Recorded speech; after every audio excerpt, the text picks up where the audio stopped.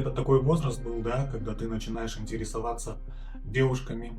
После того, как я вернулся в школу, я приготовил фотографию показать, какой я был. Привет всем! Сегодня хочу в очередной раз поделиться своей историей, рассказать свою травму детства, из-за которой я очень сильно страдал и переживал. И если вы скажете, что у вас была там хреновая жизнь, то послушайте мою историю. Давно не записывал видео. Сегодня появилось настроение записать о том, что было со мной и произошло в нашей семье. Я расскажу в другой раз, когда буду к этому готов. Сейчас приехал с работы, вот полечил 2 зуба, немножко у меня может челюсть, точнее губа, не двигаться. Но хочу попробовать, да, еще плюс ко всему небритым записать видео. Когда-нибудь же надо попробовать все-таки. Так вот, когда мне было 16 лет, мне поставили диагноз хронический гломерулонефрит. Как это произошло? Начну сначала. Как-то вечером я пришел с улицы, сходил в туалет и маме говорю, что у меня моча темно-коричневая, как пепси-кола цвета. Все, вызвали скорую, точнее даже не вызвали, сразу меня отвезли в больничку, положили туда, и все, я пропал на очень долгое время. Это был октябрь месяц, это был учебный год, и начали кормить меня преднизолоном. Просто пичкали и пичкали. Вот, в надежде, что что-нибудь изменится. Вот в больнице я насмотрелся, я лежал. Вот если октябрь-ноябрь я попал в больницу, то вышел я где-то на учебу только в марте. Вот. И насмотрелся я там, в этой больнице, за это время все. Очень много всякого, очень много историй было там и проведено времени. После того, как я вернулся в школу, я приготовил фотографию показать, какой я был. Вот такой я был. Вот.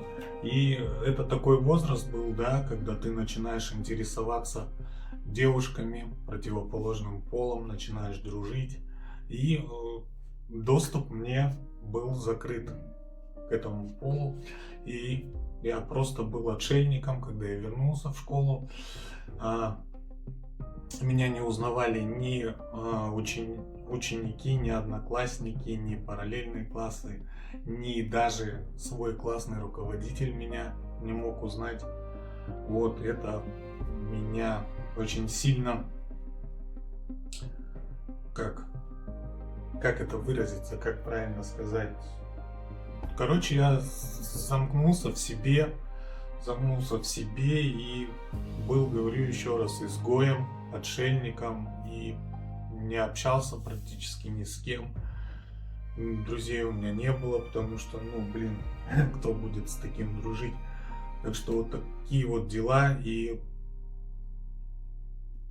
хочу сказать о том, что вот сейчас там, допустим, мне 40 лет, и эта травма там, скажем, не прошла бесследно.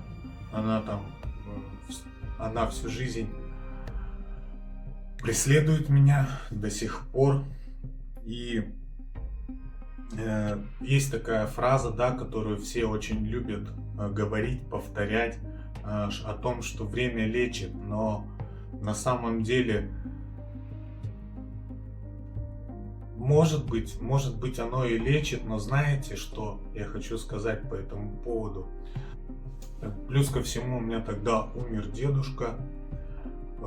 Ну что, Господь, есть еще что-нибудь? Давай, ебашь с ноги, я готов.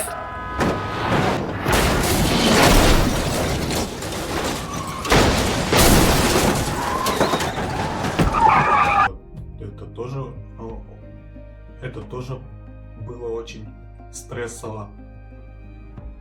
Еще более загоняло меня. И говорят нам о том, что время лечит, но я хочу сказать о том, что у нас не так много времени, чтобы им лечиться, понимаете?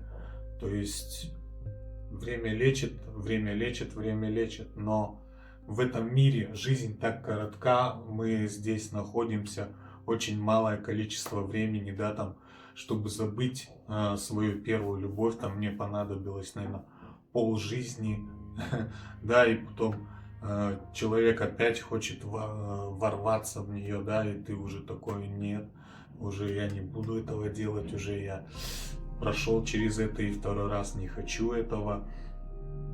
И это очень сложно дается, да, там первая любовь, потом любовь в университете, еще какая-нибудь, еще, и все постоянно время лечит. Если мы будем все время тратить на лечение, то, блин, когда мы будем жить, когда мы будем временем пользоваться,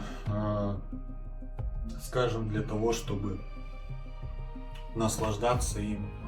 Да, вы можете сказать, там: мужик, тряпка, соберись, там, не плачь, не ной, ты мужик, да, но, блин, такие мужики, которые не плачут и не ноют, они в итоге выходят в окно, да, там, спиваются, снаркоманиваются или на веревке потом где-то болтаются. То есть это не вариант, молчать нужно, это все проговаривать, выговариваться для того, чтобы облегчать свое сердце.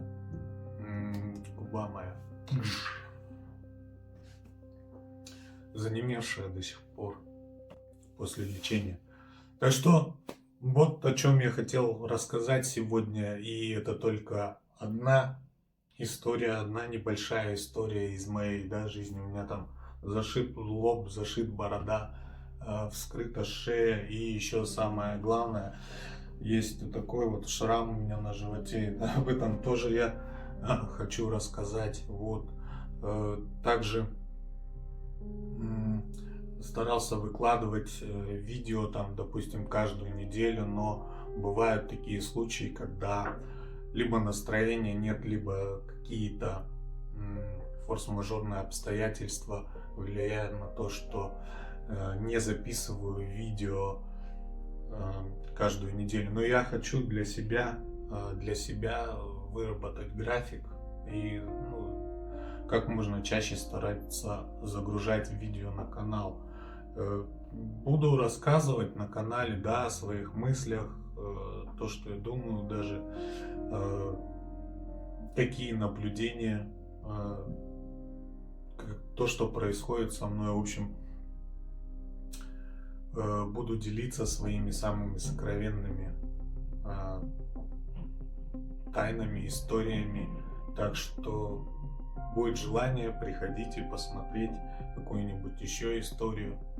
А так, в принципе, небольшая такая история, которая